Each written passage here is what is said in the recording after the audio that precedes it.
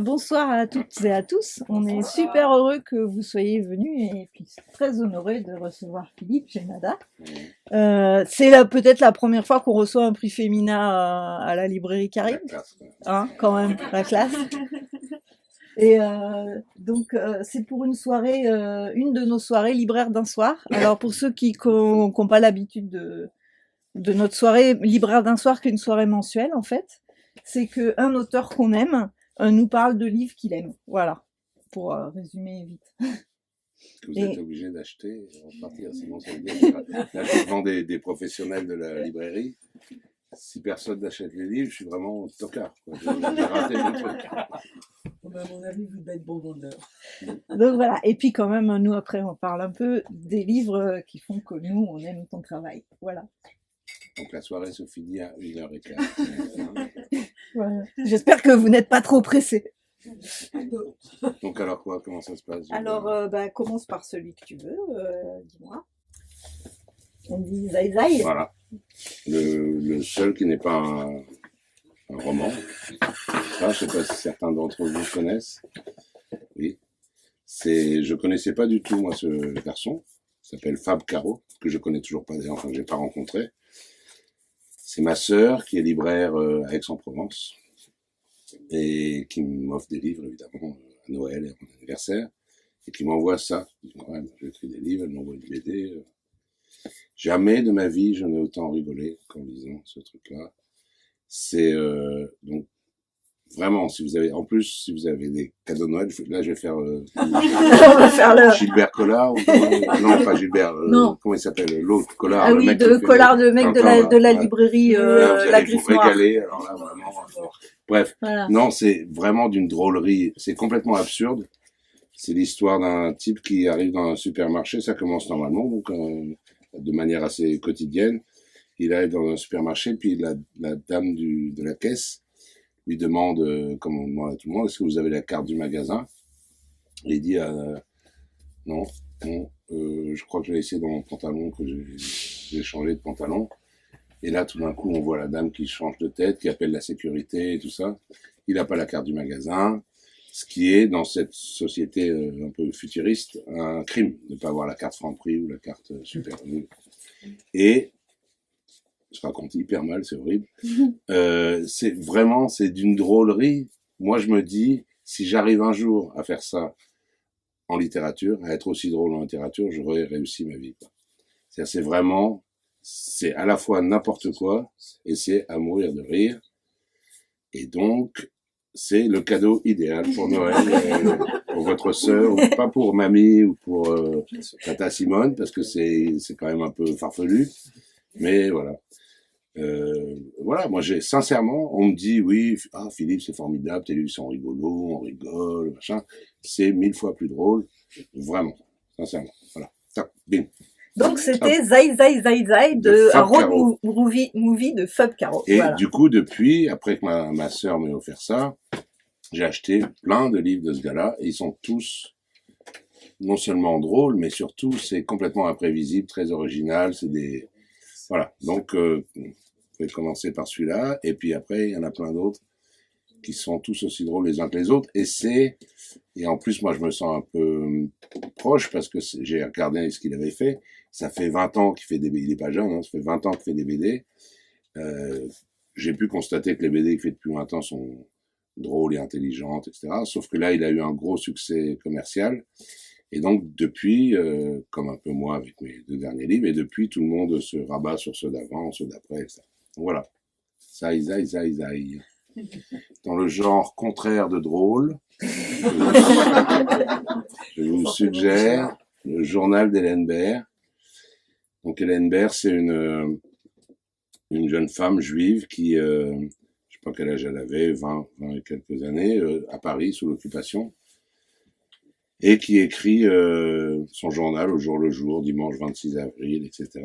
Et qui, on suit la montée de la terreur pour les Juifs petit à petit, chaque mois, de plus en plus dans les rues de Paris. Et elle garde, c'est vraiment un drôle de livre, alors c'est très bizarre à dire. Il y a eu des articles sur ce... je vais pas faire des parenthèses, revenons en arrière. Elle a écrit son journal et en 43 ou 44, elle a fini par être arrêtée. Avant d'être emportée par les Allemands pour partir dans un camp, elle a donné son journal à, je sais plus qui, son frère ou une amie, ou je sais pas quoi, en disant, si je reviens pas, voilà, je te laisse ça, ou si je reviens même, tu me le gardes, etc. Et ce journal est réapparu en 2012. C'est-à-dire qu'il était dans un grenier pendant tout ce temps-là, personne n'y accordait. Enfin, les gens de sa famille disaient c'est le journal de la petite, parce qu'elle est jamais revenue évidemment des camps. Et en 2012, une personne de sa famille, je crois que c'est sa lointaine cousine ou son arrière-petite-nièce ou quelque chose comme ça, retrouve ce journal, le lit, et le hasard, le destin, tout ce qu'on veut, le propose à un éditeur qui fait publier. C'est un témoignage sublime sur la vie sous l'occupation. Et donc, quand il est ressorti en 2012 ou 2013, je sais pas exactement la date, il y a eu beaucoup de critiques dans les journaux. Il y a même eu une polémique. Parce que Hélène Baird, même dans les conditions les plus atroces, où elle voit que dans le métro tout le monde a l'étoile jaune, qu'elle est menacée en permanence, que son oncle vient d'être arrêté et envoyé dans un camp en Allemagne, elle garde un truc très important dans la vie qui est la légèreté et l'insouciance. Et elle réussit jusqu'à une semaine avant d'être emportée, elle réussit elle prend des cours de piano, elle va à la Sorbonne, elle raconte à la fois elle raconte ses soirées de musique avec ses amis qui deviennent de plus en plus clandestines, mais elle garde une légèreté qui est, enfin moi il n'y a pas une page à partir de la moitié du livre, il n'y a pas une page où j'ai pas pleuré à chaudes larmes. Enfin c'est vraiment, c'est d'une beauté, c'est le combat de la vie, de la légèreté contre la barbarie et l'horreur, etc. Et même elle est d'abord transférée à Drancy, et à Drancy je crois que les dernières notes de son journal c'est à Drancy, donc elle sait que c'est une sorte de sas vers l'enfer, l'horreur, parce que elle sait ce qui va se passer. Et même les pages qu'elle écrit à Drancy au moment où elle est dans l'antichambre des vrais camps allemands, elle garde sa joie de vivre et sa confiance et son optimisme. Et c'est pas un roman évidemment, hein, c'est un journal, c'est le livre le plus bouleversant. Donc là, c'est le plus drôle que j'ai lu de toute ma vie, et là, le plus bouleversant. Donc voilà. C'est un livre magnifique. Donc vraiment. Dis-moi, lequel? Ça. Bah oui, par exemple. La Grande Arche de Laurence Cosset. C'est le livre a priori le plus ennuyeux de la Terre. C'est-à-dire que c'est le chantier. moi j'étais dans un jury de prix, et j'aime pas être dans les jurys de prix littéraires, parce que non seulement tous les prix sont truqués, le Fémina en est la preuve, et en plus c'est vrai, je vous raconterai après si on a le temps, mais j'ai eu le Fémina d'une drôle de manière. Et non seulement donc tous les prix sont vraiment et en plus on n'est jamais, j'ai fait quelques jurys de prix dans ma vie, jamais j'ai réussi à ce que le livre que j'aimais gagne. C'est toujours des livres que je déteste qui gagnent. Donc là j'étais dans le jury du prix Orange, qui est un prix avec des libraires, des écrivains, des journalistes et des internautes. Et donc je l'ai lu, on me l'envoie en disant ça fait partie de la sélection, tu dois Donc, le lire. faut le lire, voilà, c'est obligé, quoi. Et je regarde la 4e de couverture, c'est l'histoire de la construction de la Grande Arche de la Défense. Alors, vraiment. Et la plupart des jurés de prix ne lisent pas les livres. C'est-à-dire que, enfin, ils en lisent 2 ou 3 sur 50. Mais moi, comme j'ai pas trop l'habitude, et puis que j'ai une conscience et une morale, je me dis, allez, je m'en fous, je commence, je lis au moins 20 pages sur ce truc sinistre en plus, la Grande Arche, c'est pas vraiment quelque chose qui suscite l'émotion et alors, en plus, la construction, alors vraiment. Et donc, alors je vais pas vous raconter l'histoire, mais enfin si, je vais essayer de vous raconter un peu. C'est un livre d'une beauté, d'une humanité magnifique. C'est-à-dire, c'est le contraire de ce que ça a l'air d'être. C'est je sais même plus, j'ai pas révisé avant de venir, un Danois, hein, c'est ça, c'est un Danois. Oui, l'architecte, ouais. Oui, c'est un Danois. Qui est mort avant la fin, d'ailleurs, je crois. Voilà, exactement. Ça, c'est les professionnels qui savent mieux parler des livres. Mais... Non, donc, en fait, c'est le dernier, À l'époque de la Grande Arche, on faisait des concours, je sais pas comment ça s'appelle, pour l'architecture, pour les opéras ou Des les appels galas, d'offres, en fait. des appels d'offres, mais à l'aveugle. Mm. C'est-à-dire qu'on pouvait proposer n'importe quoi. Vous, Sandra, par exemple, s'il y a une nouvelle gare à Paris, vous pouvez envoyer un projet. Vous pouviez à l'époque envoyer un projet. Tout était à l'aveugle, sans nom, sans rien.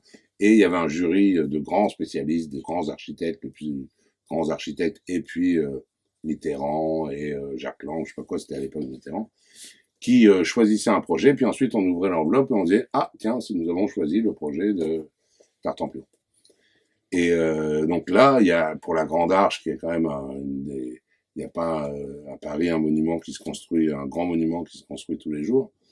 Donc il y a eu beaucoup de candidatures, et il tombe sur ce projet de une sorte d'arc de triomphe un peu schématique. Enfin bon, bref, ils choisissent ce truc-là, ils ouvrent l'enveloppe, et ils se rendent compte que c'est un Danois complètement inconnu, personne ne le connaît, alors qu'ils étaient sûrs que c'était un des grands architectes De ou je sais pas l'époque, qui oui. construisent tous les aéroports et les opéras, et qu'il avait construit 3 petites églises au Danemark avant ça. Et ils disent, bon, bah c'est le jeu, on a dit que c'était lui, c'est lui. Et donc c'est une histoire humaine incroyable, puisque lui n'était pas du tout taillé pour faire ça, pour tout d'un coup se retrouver à construire un des plus grands monuments parisiens avec une pression terrible autour. Et des enjeux technologiques aussi, parce qu'il y avait des choses qui étaient expérimentées, qui n'avaient pas encore eu lieu, et donc voilà, en fait, il y avait une part de recherche, en fait. Il a fait un dessin il imaginait que, voilà, il a fait un dessin, il devait y avoir des nuages en cristal sous la Grande Arche. La Grande Arche devait être entièrement en marbre de Carrare. Enfin, lui, c'était complètement abstrait, c'était dans sa tête. Et quand il a fallu le réaliser, tout le monde lui a expliqué, c'était impossible. Par exemple, ces trucs horribles qui sont maintenant sous la Grande Arche, là, il y a une sorte de trucs en plastique. Lui, c'était des feuilles de cristal. Et on lui a dit, les gens vont passer en dessous. S'il y en a une qui tombe sur les gens, ça va. Le marbre de Carrare, c'est magnifique, c'est le plus beau marbre du monde, mais s'il pleut, au bout de 3 ans, c'est foutu. Donc des choses comme ça. Et lui n'a pas supporté que son rêve. Donc en fait, bref, c'est pas un livre sur l'architecture, c'est un livre sur la différence entre le rêve et la réalité. Et c'est pas du tout manichéen. Moi, je connaissais pas Laurence Cosset, qui pourtant est une femme qui a écrit beaucoup de romans. Je la connaissais pas. Je pensais même que c'était une jeune femme, alors qu'elle a vraiment écrit beaucoup. Elle est pas jeune, quoi, du tout. Et bref, c'est pas. Elle est vieille comme nous, quoi. Ouais, plus. C'est pas un livre sur l'architecture et la construction de l'arche, c'est un livre sur le rêve et la réalité qui se télescopent, et c'est pas manichéen du tout, c'est pas gnangnan, c'est pas. Donc lui, en plein milieu, il est mort, en plein milieu, il a abandonné. C'est la seule fois dans l'histoire des grands projets où un architecte dit j'abandonne, démerdez-vous, je le fais pas. Et ça l'a tellement, c'était le plus grand projet de sa vie, ça l'a tellement blessé qu'il en est mort. Bon, bref, c'est un livre qui, le contraire de ce qu'il a l'air d'être, et c'est vraiment un roman magnifique qui a eu très peu de succès, qui a pas du tout, enfin très peu de succès par rapport au grand best-seller machin, qui a pas eu le prix Orange parce que tout le monde disait c'est sur la Grande Arche, et il lisait pas beaucoup, donc il lisait pas les livres, donc voilà. Mais moi, c'est le roman qui m'a le plus touché de ces 10 dernières années, quoi. Bon. Voilà. Je me permets une petite parenthèse spéciale qui arrive. Parenthèse, pardon. Je déteste les parenthèses. Laurence Cosset, en fait, a écrit il y a plus longtemps un autre livre qui a fait partie en fait des 5 livres qui ont le plus inspiré la création de cette librairie en 2011, qui est Au Bon Roman, qui était en fait un livre qu'elle a écrit il y a maintenant une quinzaine d'années sur un peu les caractéristiques de la librairie idéale, qui justement ne s'occupe pas du marché, même si on sait bien qu'il faut s'en occuper un peu, mais qui essaye de s'occuper d'autres choses. Et c'est un livre qui est, voilà, il y a 5 livres dont c'est beaucoup inspiré en faisant cette librairie, dont celui-là. Moi, comme quoi, on est vraiment... on est raccord. Non, on n'est pas raccord, on est vraiment volatile. Et moi, quand j'ai lu ça, je me suis dit, je vais lire tout Laurence Cosset, tout ce qu'elle a écrit. Et ça, c'était il y a 2 ans, et j'ai rien lu encore. Déjà, mais t'as un peu bossé quand même entre-temps aussi. Entre-temps, j'ai travaillé. Qu'est-ce qu'il y a d'autre? Bon, ça va aller plus vite. Je suis un grand lecteur de romans policiers, parce que ce que j'aime dans les romans policiers, c'est ce que j'aime dans les 3 livres, enfin, en tout cas, dans ceux-là, c'est que les bons romans policiers, en tout cas, ce n'est pas ce que ça a l'air d'être. Et David Goudis, pour moi, il a écrit 12 ou 13 romans et puis il est mort. Et c'est le symbole parfait de ça, c'est-à-dire que ce sont des romans avec des gangsters qui se tirent les uns sur les autres, qui se battent. Et en fait, derrière tout ça, derrière cette surface un peu anecdotique et policière et presque roman de gare, David Goudis était considéré, et même toujours maintenant aux États-Unis, comme un auteur de romans de gare, hein, vraiment les pulp novels, ce qu'ils appellent, c'est-à-dire c'est vraiment... Et derrière, il y a une humanité, il y a des drames, il y a des... Donc j'ai pris celui-là un peu au hasard quand Gilda m'a demandé, mais tous les romans de David Goudis sont de la même veine, c'est-à-dire ce sont des romans... beaucoup de ces romans ont été adaptés au cinéma, ça c'est Truffaut, il y a eu... bref, la plupart de ces romans sont adaptés au cinéma. Ça ne donne pas la même chose, parce que ce qu'on adapte au cinéma, c'est l'histoire, c'est-à-dire des gangsters et des... Voilà. Et dans ses livres, et je suis même pas sûr qu'il faisait exprès, lui, je pense que c'était un type... c'est bizarre. Truffaut, par exemple, qui est quand même pas n'importe qui, il l'a rencontré et a dit, mais ce type n'a aucun intérêt. C'est un type qui passait sa vie dans les bistrots les plus louches, les plus bornes, et qui se disait juste, moi j'écris pour gagner un peu d'argent, voilà. Mais peut-être malgré lui, mais dans tous ces romans, il y a une force, il y a quelque chose de sombre, d'humain, de violent, de triste, de dense, de tout ce qu'on veut. Beaucoup plus dans ce qu'on considère comme des romans de gare que dans des grands romans qui parlent des grands sentiments et etc.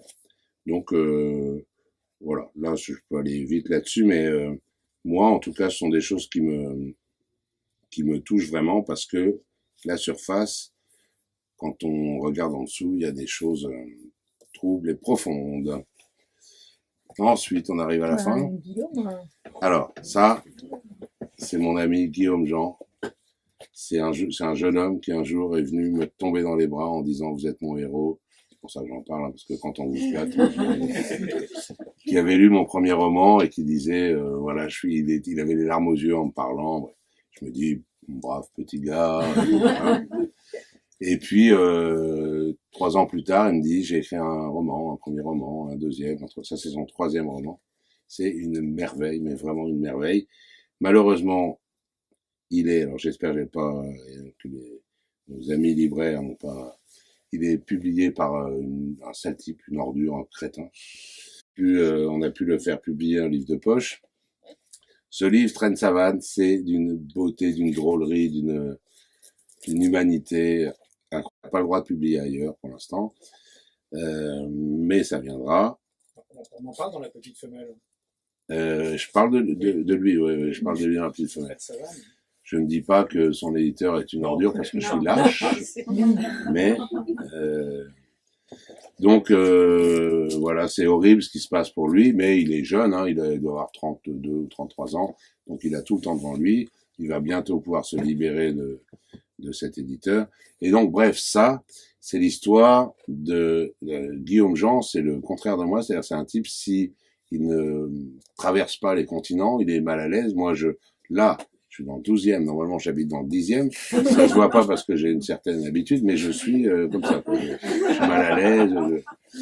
Lui, c'est le contraire, il passe la moitié de sa vie en Afrique, l'autre moitié au Japon, enfin, il faut qu'il bouge tout le temps. Et il habitait à Paris. Il a été quitté par sa fiancée, donc grand désarroi, évidemment. Et il se dit, il faut que je trouve quelque chose pour surmonter ce chagrin d'amour. Et donc il part, mais du jour au lendemain, il part à Kinshasa, sans un sou, mais vraiment sans un sou. Il a réussi ses amis lui ont prêté un peu d'argent, il a réussi à payer son billet d'avion, mais il arrive à Kinshasa, il a 5 euros ou 10 euros. Et il se dit, voilà, ça y est, je suis là maintenant, c'est pas ça qui va me guérir de mon chagrin d'amour, qu'est-ce que je vais faire? Et il pense à Livingstone, l'explorateur, qui a traversé l'Afrique d'est en ouest, le long du fleuve Congo, etc. Il dit, tiens, je vais faire pareil. Et donc, en 3-4 mois, à pied, en pirogue, en stop, voilà, il traverse l'Afrique, et en plein milieu de la forêt de je sais pas quoi, j'y connais rien, genre la forêt de Fontainebleau, mais en pire, quoi, enfin, en Congo. Dans un village, il y a une fille qui est en train de piller du mil, ou je sais pas, et il tombe fou amoureux d'elle, ils se marient, ils vont se marier chez les Pygmées.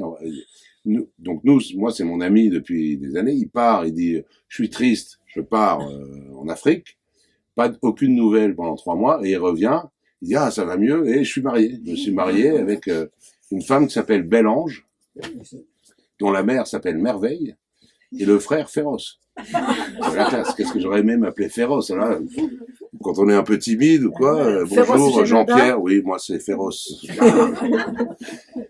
Donc voilà, il est revenu au bout de 3 mois ou 4 mois, marié, et il se dit, il faut que je fasse quelque chose de cette histoire incroyable.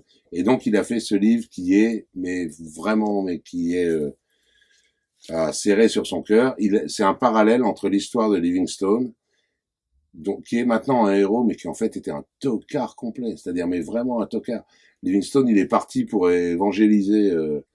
Il a réussi à évangéliser un type, alors que c'est un héros anglais, quoi. Un type qui était juste un type qui savait pas où habiter, qui se dit il faut que je suive Livingstone. Livingstone lui dit tu seras maintenant catholique. Oui, d'accord. Et c'est en parallèle, un chapitre sur 2, l'histoire de Livingstone perdu et l'histoire de Guillaume Jean qui rencontre sa femme, qui se marie chez les Pygmées. Et en fait, mais à chaque fois je dis ça, mais vraiment, si vous avez un truc à lire, c'est celui-là. C'est pas les autres c'est moyen, mais celui-là, non, vraiment, c'est un type formidable et qui là est en train d'écrire un livre pour un autre éditeur, mais où il va devoir payer, alors qu'il n'a pas un sou, il va devoir payer le trou du cul dont je parlais tout à l'heure. C'est un livre sur les bonobos. Il y a un japonais en fait qui a bref, il n'est pas sorti, donc on n'en parle pas, mais ça, voilà. À suivre. Ouais. Là, c'est l'auteur le plus important de ma vie. C'est Richard Brautigan. C'est-à-dire que moi, jusqu'à quand j'étais jeune, j'étais matheux, je lisais pas, évidemment, je pensais pas à écrire.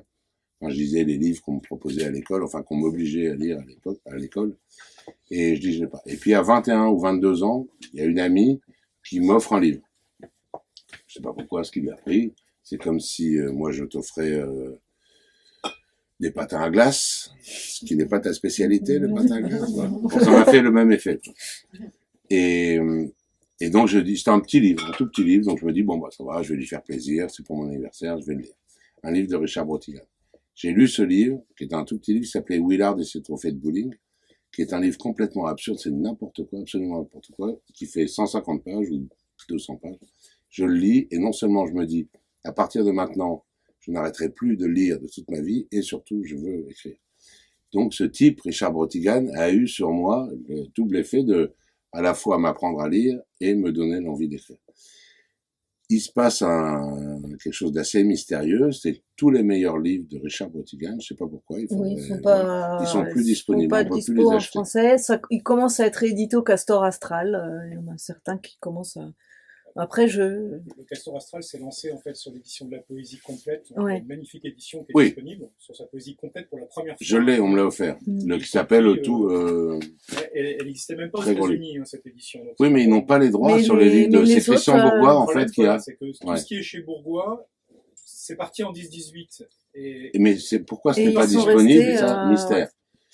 Et en fait, il en reste des disponibles. Après, on en a quelques-uns. Hein. Oui, mais là, c'est ce qui reste de chez Bourgois, en fait. Les moins bons, il y en a aussi qui sont temporairement indisponibles, il faut être honnête. Hein.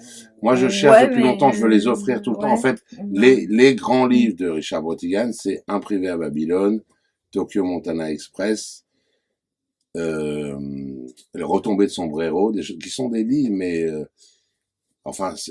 mais je dis que c'est temporairement parce que... Je suis pas sûr, moi ça fait quand même 4-5 ans que je les cherche. Honnêtement non, l'année dernière à cette époque-ci, on a fait une soirée avec le Castor Astral sur la poésie complète avec Fabrice Collin et Nicolas Richard. Et en fait, on avait réussi à rassembler 7 des 9 en fait, soit en Bourgois, soit en 10-18. Mais des trucs publiés récemment. 3 semaines plus tard, c'était fini, on avait dû épuiser les stocks. On avait dû épuiser les retours des autres libraires, je pense. Donc, là, il y a ça, par exemple. La vengeance de la pelouse, ou ça, ce qui l'a rendu célèbre, Richard Brautigan, je pense que c'était un type. J'ai rencontré d'ailleurs son traducteur, Denis Pépin, qui est le traducteur du livre que j'ai lu, et je me suis rendu compte en fait, c'est plutôt grâce au traducteur que j'avais eu envie d'écrire. Parce qu'il m'a dit, je faussais complètement son truc, j'écrivais ce que je voulais. Et il a connu Richard Brautigan, et il m'a dit, le type était tellement barré, il s'est suicidé, il s'est tiré une balle dans la bouche, un mois avant qu'elle m'offre le livre qui a changé ma vie, quoi. Donc j'ai pas pu... Bref, mais peu importe s'il était barré ou pas, il y a un livre qui l'a rendu célèbre, c'est ça, c'est La pêche à la truite en Amérique, qui est un bon livre, moi je trouve, mais qui est surtout, qui a eu un énorme succès aux États-Unis parce que ça parle de pêche à la truite que les Américains. Voilà. Donc ça c'est bien, ces deux livres-là, ils sont vraiment très bien, mais ce qu'il a écrit d'autre, enfin pour moi c'est carrément le summum de ce qu'on peut écrire. Donc Retomber de sombrero,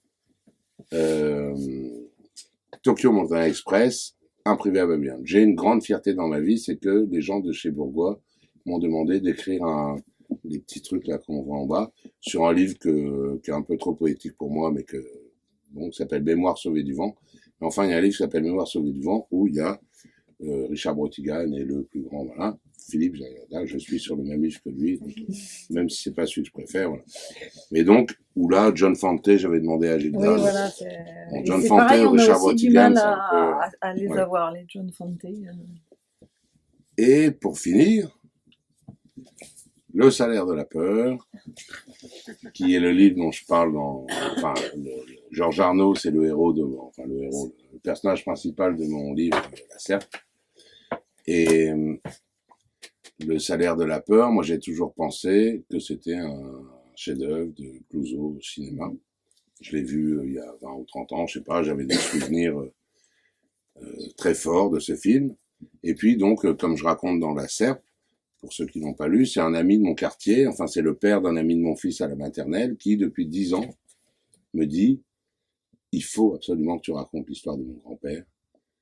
C'est un homme incroyable, qui a une vie incroyable, il a été milliardaire, clochard, vagabond, remillionnaire, il a mené des luttes contre l'injustice, des combats politiques sur tous les continents, enfin bon bref. » Moi je lui dis non, c'est pas mon truc, ces grandes vies-là. Et puis tout le monde me dit toujours, je vais au bistrot en bas, les gens me disent, ma grand-mère, je te raconte l'histoire de ma grand-mère, mais c'est le Goncourt, mais assuré. Donc je lui disais, non, je peux pas. Et il me dit, mais oui, mais mon grand-père a écrit Le salaire de la peur. Et moi qui suis censé être écrivain, je n'avais pas la moindre idée de qui était le type qui avait écrit Le salaire de la peur. Je dis, ah oui, c'est le même qui a écrit Le pont de la rivière Kwai. Non, pas du tout. Et il me dit, donc, c'est Georges Arnaud, il était très fier, c'est Georges Arnaud, il a écrit Le salaire de la peur, il était très fier. Et moi, je pensais, bon, il est fier de son grand-père, mais à mon avis, le roman, je savais bien que le film était adapté d'un roman, mais je me dis, ça doit être un roman médiocre, un sous-roman de gare, et Clouzot l'a pris, et comme ça arrive souvent, hein, Chabrol a beaucoup fait ça aussi, enfin, prendre des mauvais romans et en faire des grands films. Et donc, finalement, je décide quand même de m'intéresser à ça, donc je dis, ça va me faire mal au cœur pour mon ami Manu, mais je vais lire le roman. Donc j'achète cette édition-là. Et je lis, c'est tout petit, hein, 190 pages. Bon, le mec qui a pas de souffle, hein, ce qu'on appelle un livre, c'est ça. Et je prends un coup, mais j'ai vraiment, comme si on m'avait percuté avec un bélier en plein... C'est un livre d'une force, d'une violence, d'une humanité, enfin, comme la plupart de ceux-là. Et donc, je le lis en une après-midi. Et le soir, j'avais acheté le DVD du Salaire de la peur, le film. Le soir, je dis, tiens, pour voir, je l'ai pas vu depuis 20 ans, pour comparer. Voir le film. Je passe le film. Et alors, j'ai vu un film d'un ridicule, et j'ai l'impression de voir une opérette, mais vraiment, avec des personnages complètement faux, un décor bidon, enfin bon, bref. Je me suis fait engueuler d'ailleurs, l'autre jour j'étais chez Ruquier, Moix me dit « Mais non, c'est un chef-d'œuvre !» Alors que non, par rapport à ça, le film, qui est pourtant considéré comme un grand film, c'est vraiment une bluette, c'est vraiment... c'est le miel et les abeilles, quoi. Et ça, c'est un livre incroyable, c'est un roman noir comme, en France, on sait pas écrire. Et je dis dans le livre, quand le film est sorti, il a eu un retentissement mondial, donc... les Américains, par exemple, qui sont quand même les spécialistes du roman noir, qu'ils appellent hard-boiled, enfin c'est d'eux que ça vient. Et je sais plus si c'est dans le New Yorker ou dans le Times, enfin, bon, bref, il disait, par rapport à la grande majorité des auteurs de romans noirs américains, non, George Arnault, comparé à la grande majorité des auteurs de romans noirs américains, on dirait que c'est des gamins sortis de l'adolescence qui écrivent à leur vieille tante, quoi. Et donc, c'est vraiment, et puis moi, je suis le premier à pouvoir le dire parce que je m'en suis voulu d'avoir regardé avec un peu de mépris et de condescendance mon ami qui me disait, mon papy, il a écrit ça, voilà. Et c'est vraiment un livre, et une de mes grandes fiertés, qui était un peu mon but quand j'ai écrit le livre, c'est que on relit ça, ils ont réédité chez Pocket, la première version ça a été épuisé. Donc moi, je suis content quand on me dit, et puis la plupart des articles de journaux qui ont été consacrés à la Serpe faisaient une grande part à Georges Arnault et à son travail et à son écriture, et voilà. Et Salaire de la peur, pour moi, c'est je vais pas dire le seul, parce qu'il y a des libraires et que on va me contredire, mais c'est un des très rares vrais romans noirs français. Voilà. Donc maintenant, vous êtes un peu tous obligés d'acheter tout, sinon je serais vexé. Et donc, en fait, voilà, une des raisons aussi de ne pas connaître forcément Georges Arnault et de relier à la famille du copain, c'est que son vrai nom, c'était Henri Girard. Oui. Donc, parce que effectivement, ce mec-là avait une vie pas possible, quoi. C'est vrai. Dire ça. C'est le moins qu'on puisse dire. C'est le moins qu'on puisse dire. Et il avait été comment on peut dire? C'est pas le héros, un des protagonistes malheureux d'un fait divers en octobre 1941, en pleine occupation en fait.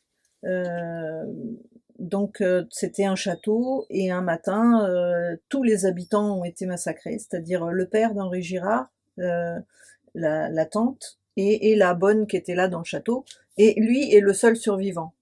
Et ce qui fait de lui assez rapidement, quoi qu'il fasse. Le château était fermé. Le château était fermé. Voilà, c'est un mystère de la chambre jaune, close. Enfin, mystère du château jaune. Voilà, du château jaune. Donc, il devient immédiatement le principal suspect. Et donc, voilà, Philippe a refait l'enquête de nos jours. En respectant peut-être un peu mieux le grand-père de mon ami, oui, voilà. Parce qu'en fait, lui, il m'a dit pendant des années, donc il me dit, il raconte la vie de mon grand-père, l'auteur de la peur, je disais non. Et il y a 3 ans, il me dit, j'ai oublié de te dire, parce que moi, je disais, c'est des vies trop romanesques, je suis pas, moi, j'aime l'anecdote, les petites choses qui dérapent, les tout petits trucs. Et donc, je vais pas raconter une vie de combat politique, une grande épopée humaine, etc. Je peux pas. Je peux avoir un peu de silence, s'il vous plaît. Et il me dit, il y a 3 ans, alors que ça faisait 10 ans qu'il me disait, il faut que tu racontes l'histoire de mon grand-père. Il y a 3 ans, il me dit, je sais pas si je t'ai dit, j'ai peut-être oublié, mais aujourd'hui encore, 30 ans après sa mort, tout le monde pense que mon grand-père a massacré toute sa famille à coups de serpe. Je dis, voilà, un petit dérapage, ouais, voilà. Mais quand j'ai commencé à enquêter sur le truc, c'était évident que c'était lui. Enfin, moi, pendant 3 mois, 4 mois, j'ai acheté les journaux de l'époque, j'ai lu des livres qui avaient été consacrés au truc. Et je lui ai dit, ton grand-père, c'est sûr que c'est lui qui a tué tout le monde, quoi. Je peux pas écrire un livre parce qu'il a eu des enfants, des petits-enfants, des cousins, des cousines, des machins. Tu as toute une famille maintenant, je peux pas écrire un livre pour dire que ton grand-père est une ordure qui a tué 3 personnes, des bonnes personnes en plus, innocentes, juste pour hériter de leur fortune, parce que c'était le seul héritier, en fait. C'était son père et sa tante étaient les 2 seuls héritiers d'une fortune qui datait de plus d'1 siècle. Il restait plus que lui, il a tué tout le monde, il est devenu riche du jour au lendemain. L'arme du crime, c'est une serpe. Qui ressemble à ça et pas du tout comme dans Astérix. Non, ça m'a fait du mal, Astérix. Parce que la serpe d'or d'Astérix, c'est un truc comme ça, c'est une serpette ou une faucille. Une faucille. Donc c'est pour ça que j'ai demandé. Moi, je voulais que la couverture soit juste le plan. Ça, c'est le vrai plan des policiers de l'époque qui ont fait le plan du truc. Et tout le monde disait, la serpe. Ah oui, la serpe. C'est pour couper des brindilles. Je dis, non. Donc, je crois qu'on va faire une petite... Mon sac, le sac il est derrière. On va faire une petite serpe, je crois qu'elle est encore dans mon sac. Mais en fait, ça va pas éclairer beaucoup parce que c'est le contraire de Une seconde. Ah ouais. C'est mon attaché de presse. Je l'enlève de mon sac parce que si je me fais fouiller. Mais c'est pas du tout comme ça. Hein. J'en ai acheté une vraie sur eBay. C'est comme ça pèse 1 tonne. C'est du vieux fer ou je sais pas quoi. Et quand je l'ai acheté, je me suis dit, quand j'ai eu ça dans la main, je me suis dit, pour être assez fou, sincèrement, Oui, pour lever ce truc-là qui pèse, je sais pas combien, hein. Normalement, c'est pour couper des pieds de vigne ou des petits sapins, donc c'est quand même des troncs comme ça. Pour taper sur la tête de quelqu'un, il faut vraiment être donc ça. Et quand j'ai acheté la serpe, en fait, là c'est rien que j'ai ça dans mon sac. Quand j'ai acheté la serpe, mais vraiment des fois je me dis, mais tu penses à rien. Je l'achète sur eBay, je la reçois chez moi, c'était pour l'offrir à mon éditeur. Et donc je la prends et je me dis, tiens, elle fait à peu près la taille de ça, sauf le manche qui est dépassé. Et mon éditeur est Place d'Italie, moi je suis Stalingrad, donc sur la 5, je prends la 5 direct jusqu'à Place d'Italie, avec comme ça, et le manche qui dépassait. Et je marche dans le couloir et je vois des flics qui passent. Je me dis, si tout d'un coup, dans le métro, bonjour monsieur, on peut contrôler votre sac? Oh, il n'y a rien. Il y a juste une serpe. Donc voilà, ils m'ont pas contrôlé, je le fais à mon éditeur. Et même ça, ce serait... Donc voilà. Voilà, donc là on rigole, mais ce qui est, en tant que lectrice, et pas seulement libraire, ce qui est formidable, c'est le sérieux de l'enquête. J'ai travaillé. Voilà, vraiment, il y a... Et du coup, tout se recombine différemment. Enfin, c'est assez génial. Et en même temps, avec des moments où on rigole bien et on respire parce que il y a l'enquêteur. Oui. Donc toi. Parce que l'histoire en elle-même est vraiment triste. Hein, oui, enfin, voilà. Non seulement c'est un bain de sang, enfin c'est 3 personnes. Et vraiment le père d'Henri Girard, donc l'une des 3 victimes, Georges Girard, c'est vraiment quelqu'un qui me. En fait. Ah, voilà, oui. Et alors j'ai lu, j'ai rencontré là dans un salon du livre en province un tout petit éditeur qui me dit, je voudrais peut-être essayer de republier les... Georges Girard écrivait des nouvelles dont je parle il a écrit 2 recueils de nouvelles qui ont été tirés à 500 exemplaires en 1927, hein, donc c'était il y a longtemps, mais qui sont des choses mais bouleversantes à la fois d'humour et de tristesse, parce c'est des nouvelles sur la guerre de 14 à laquelle il a malheureusement participé. Mais en même temps, c'est ni pathétique, c'est à la fois tragique et léger, enfin bon. Et c'était vraiment un bon gars, quoi, qui a été massacré. Moi, j'ai vu aux archives de la Dordogne les photos de la scène de crime, quoi. C'est horrible, ce brave homme. Donc moi, ça m'a vraiment, vraiment touché. Sa mort et celle de la tante qui avait non plus rien fait, qui était un peu une femme un peu particulière, mais enfin qui avait rien fait de mal, et de me dire qui peut être le monstre qui a fait ça, et je suis persuadé que c'est pas Henri Girard. À la fin du livre, moi je donne une hypothèse que j'espère que peu d'entre vous ont regardé le Ruquier où je suis passé, parce que cette vipère de Christine Angot a balancé. Elle a balancé là. Ouais, non, nous on va pas spoiler. Lisez-y, parce que vous n'avez pas encore lu. Mais en même temps, je donne cette hypothèse avec des pincettes. Hein. Je vais pas faire ce que je reproche aux gens de faire. C'est tout le monde a dit c'est Henri Girard, comme tout le monde pour l'affaire de Pauline Dubuisson, mon livre d'avant, a dit c'est elle le monstre, etc. Donc je vais pas faire pareil, mais je dis à mon avis peut-être qu'il est possible que le vrai coupable soit, si ça se trouve, Tartampion. Alors justement, si vous avez déjà lu La Serpe et vous n'avez peut-être pas encore lu La Petite Femelle, donc qui est l'histoire de Pauline Dubuisson.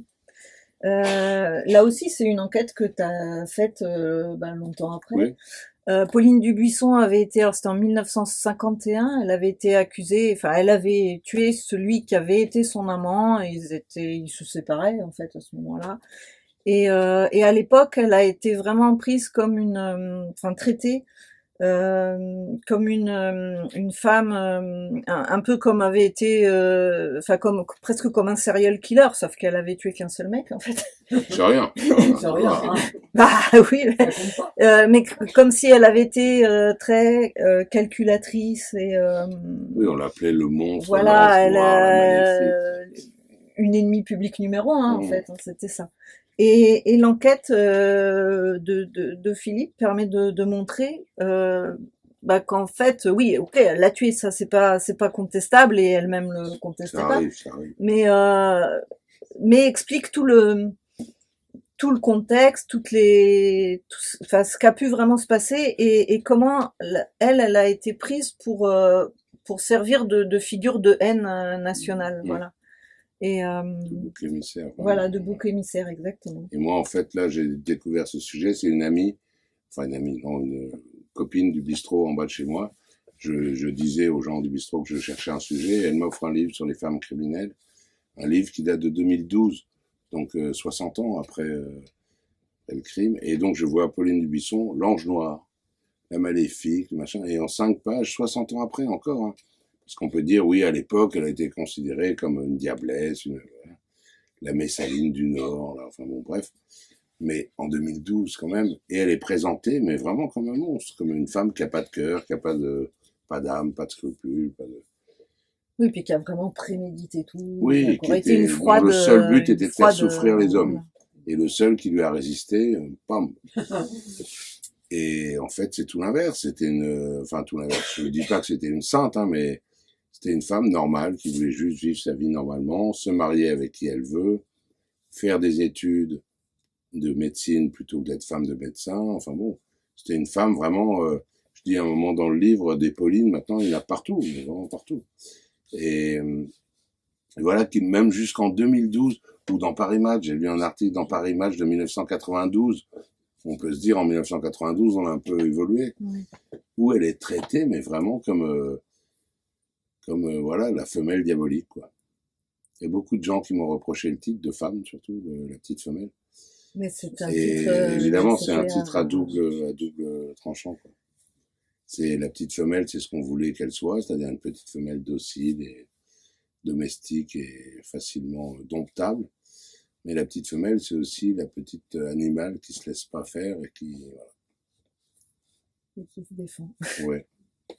Et alors, sinon, bon, On va faire tous mes livres. on va pas avoir le temps, mais on va parler celui qui était un peu aussi avec une enquête un peu, mais Ouais, pas. c'est les 3 derniers, Voilà, c'est pas le même genre. qui est Sulac, donc sur la vie de Bruno Sulac. Alors n'en dis pas trop parce que Sandra, qui est mon ange gardien de ce soir, j'étais perdu en fait, je suis sorti du métro, j'étais perdu, je errais dans les rues comme oui.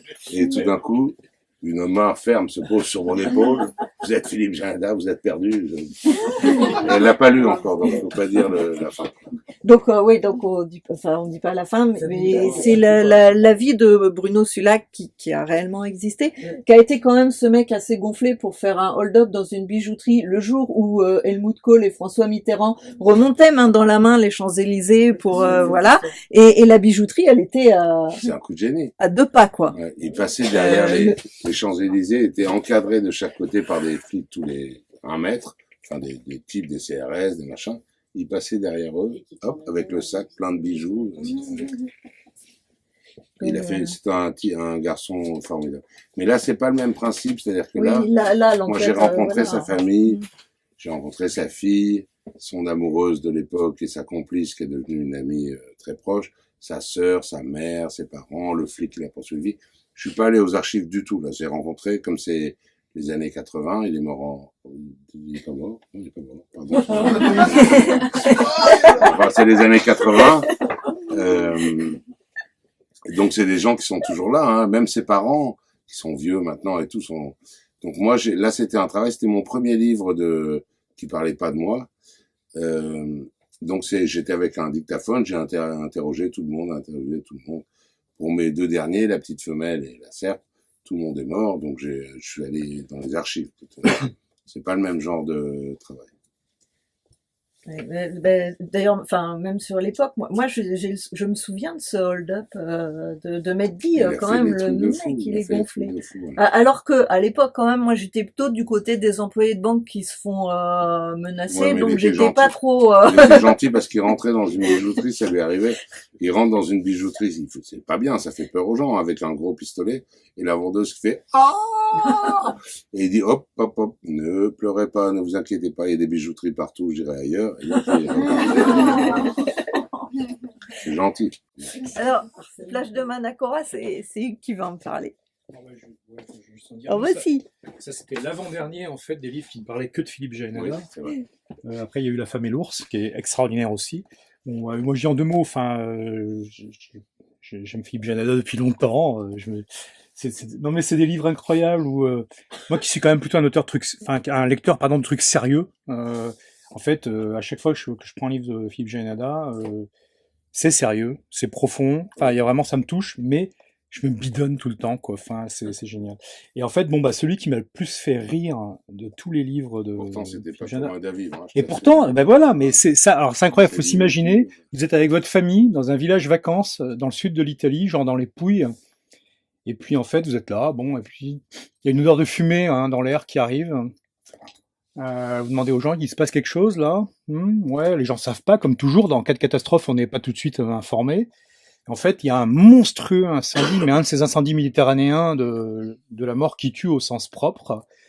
Et en fait, ça raconte comment Philippe Jaénada, avec sa famille, s'échappe, court devant l'incendie, mais au sens propre. Oui, vite, voilà.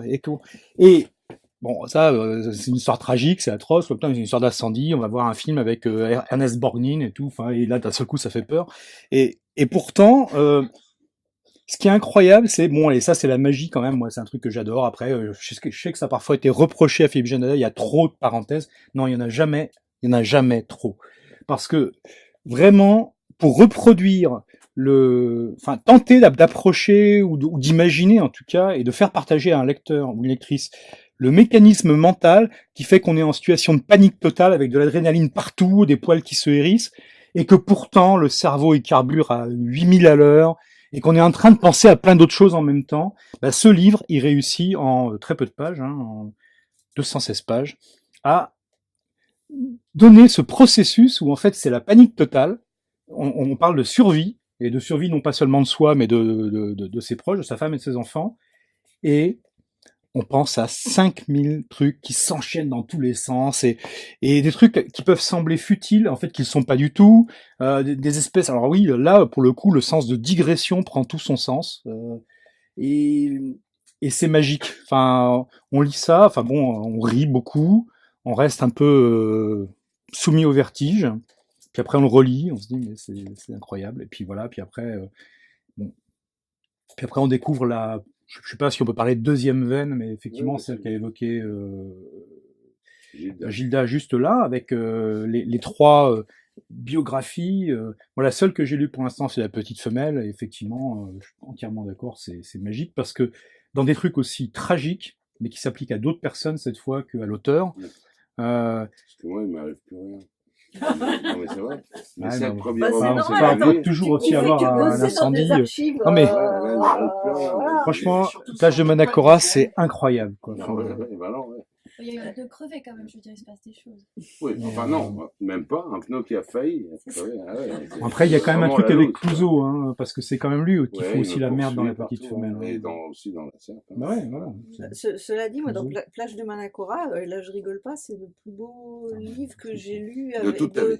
de l'amour filial et Ouais, c'est et de incroyable. l'amour conjugal des proches auxquels on tient, et que quand vraiment ça barde, voilà quoi, il faut. Ouais, mais là, il y avait de quoi, parce que Plage de Manacora, pour un peu ajouter un tout petit mot à ce qu'il avait dit, donc c'est un incendie qu'on a, à 9h du matin, des flammes ont commencé à apparaître autour de notre maison. Ça s'est terminé à 16h30, donc c'est-à-dire pendant 7h30, hein, si je compte bien. On a couru, galopé, comme il dit, monté, escaladé, nagé. Et à 16h30, on s'est retrouvés, ma femme, mon fils et moi, qui avait 7 ans, qui était tout petit. Maintenant, il fait 1m92, mais il était tout petit. On s'est retrouvés dans un cul-de-sac entouré de flammes, sans aucun moyen de s'en sortir.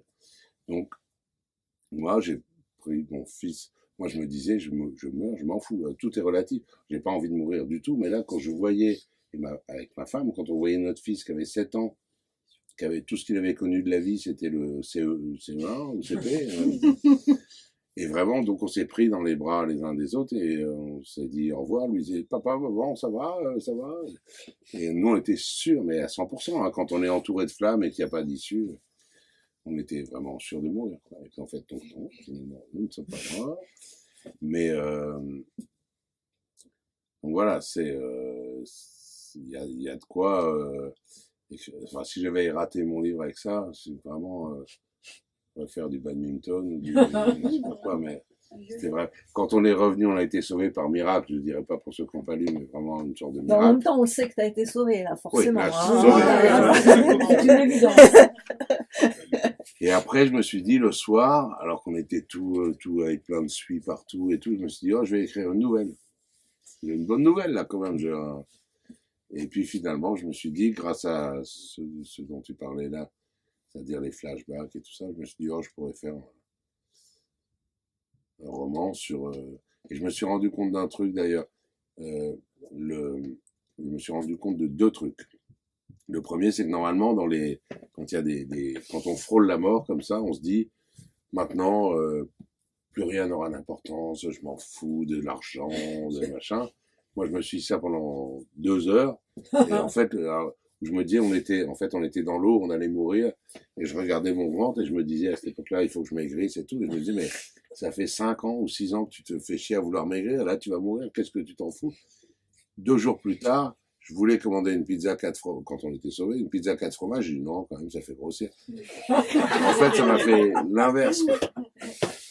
C'est-à-dire que tout ce que j'ai pensé au moment de mourir, l'argent, on s'en fout, mon poids, on s'en fout, et tout ça, 2 jours plus tard, j'ai dit non, l'argent quand même, attends, il faut que je fasse attention. Et l'autre truc dont je me suis rendu compte, c'est que moi, j'ai toujours pensé que la littérature, c'était le truc le plus important de ma vie. Avec évidemment ma femme et mon fils, mais que rien n'était plus important pour moi que la littérature, mes livres, les livres que j'écris. Est-ce que quand je serai mort, on les lira encore, etc. Là, quand j'étais sûr de mourir, pas une seconde, mes livres m'ont traversé l'esprit. C'est fou, hein, j'ai pas une seconde pensé, je meurs, mais je m'en fous, mais la littérature me survivra. Pas une seconde, en fait. Où là, je me suis rendu compte que la vie était, enfin la vie, les gens, tout ce qu'on veut, même si mes livres c'est très important, mais ça m'a pas traversé l'esprit de me dire est-ce qu'on lira mes livres après ma mort. Je m'en foutais, mais complètement. Et je suis pas mort et on lit mes livres. Double victoire. Mais c'est ça aussi qui est un peu... Enfin, je sais pas l'expliquer, mais on rigole beaucoup en lisant Plage de Manacora. Hein. Et en même temps, c'est complètement... Et moi, j'ai rigolé à un émouvant, moment. Voilà. Parce qu'après, ça, c'est un truc aussi de romancier, d'écrivain. Sur le coup, on rigolait pas du tout. Hein. Là, Bah, dans ça, le livre, je on me rigole, doute. mais alors On moi, se vraiment, doute, ouais, sur ouais. le coup. Sauf à un moment, je le dis dans le livre, et tant pis pour ceux qui l'ont pas lu et que ça va spoiler, comme disent les jeunes. Divulgation. Divulgation. Ah, c'est pas mal. Divulgation. Donc, spoiler, on va rester là-dessus. On peut dire aussi spolier, parce qu'en fait, c'est un verbe français. Oui, mais ça n'a pas tout à fait le même sens. Spolier. J'arrive même plus à le dire. C'est aussi une histoire d'argent et tout ça. Là, c'est juste, ça va me gâcher mon truc, quoi. Spolier, c'est français, en fait. C'est juste un aller-retour. Oui, c'est vrai. Mais en aller-retour, ça change souvent de sens. Enfin, bref. On était plusieurs personnes coincées au milieu des flammes. Et où vraiment, il n'y avait pas d'issue. Donc, on était tous sûrs de mourir. Tout le monde pleurait. Les gens étaient par terre sur le sable. Pleuraient. Tout ça. Et à un moment, on avait tellement chaud. Enfin, parce qu'on brûlait, comme des crèmes brûlées. Moi, je sentais ma peau qui faisait... Comme, vous savez, dans les restaurants, quand ils mettent du chalumeau, là, sur les crèmes brûlées. Bon, bref. Et on était tous... les mecs pleuraient. C'était vraiment... Parce que pendant longtemps, pendant 5-6 heures, les mecs disaient... Les hommes, les Italiens, hein, les femmes pleuraient, les enfants pleuraient, mais les hommes disaient « Oh, allez, oh, oh !» Et puis, en fait, quand ça devient vraiment grave, ceux qui pleuraient le plus, c'était les mecs. Et donc, on avait tellement chaud que ma femme... Je vais vous faire la scène, ça va être très sexy. Et vraiment, on avait des flammes partout autour et on était, tous les Italiens étaient à genoux comme ça en train de prier. Et ma femme enlève sa culotte. Elle avait un t-shirt et enlève sa culotte et pour enlever sa culotte, elle fait comme ça. Il y avait un mec derrière elle qui était un Italien, qui était en train de pleurer et je l'ai vu faire. Son dernier truc avant la mort, tu as quand même Pierre Richard C'est dans fou. Le Grand Blond quand il voit l'arrière de la jupe. C'est fou, sauf que Pierre Richard n'était pas de la bande. On était vraiment tous en train de... On se regardait, genre, le Titanic qui coule, quoi. Et le mec a quand même une sorte de réflexe. Il a fait... Maria, merci. Bon, je crois que c'est une belle conclusion. Voilà. quand même. Oui, Ah, oui. vive la vie. Merci.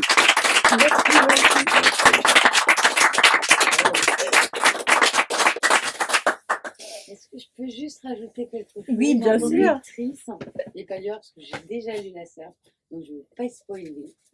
Mais il y a Spolié. Tu vas pas divulgacher. divulgaché. Mais dans le livre, il y a quelque chose qui est. Enfin, c'est quelque chose qui est haletant et qui monte au fur et à mesure du livre. Je vous défie de ne pas faire comme moi, d'aller sur Google Maps et d'aller essayer de faire le tour du château. J'ai fait, on peut pas. Mais bon, Non, on vous veut allez pas le faire faire quand même. le tour. Vous allez le faire quand même. Il le dit, on peut pas. Mais vous allez le faire quand même juste pour voir. Et à un moment où Philippe Génada arrive à aller dans le château, là, moi, j'ai pas lâché le livre. C'est à la limite, c'est moi qui ai le cœur qui bat, quoi. Parce que j'imagine le sien. Moi, à j'avais ce le cœur moment-là. qui bat aussi. Parce que là, il y a des trucs dans le livre qui sont un peu des trucs de romans, qui sont un peu adaptés et tout, mais le truc du château, mais c'est le- vrai. C'est-à-dire que moi, j'étais persuadé que l'ai j'arriverais pas- jamais je à sais rentrer pas dans le quelle château. pièce je l'ai emmené, mais je l'ai pas lâché à ce moment-là. Aux Et toilettes. puis avec un peu de genre non, je veux pas, je veux y aller, je veux pas. Et ça, c'est le style de Génada aussi. C'est vrai qu'on rigole, c'est vrai que c'est une enquête, c'est sérieux, mais il y a ça aussi et c'est tout ce que j'attends d'un livre. Merci. Bravo. Merci.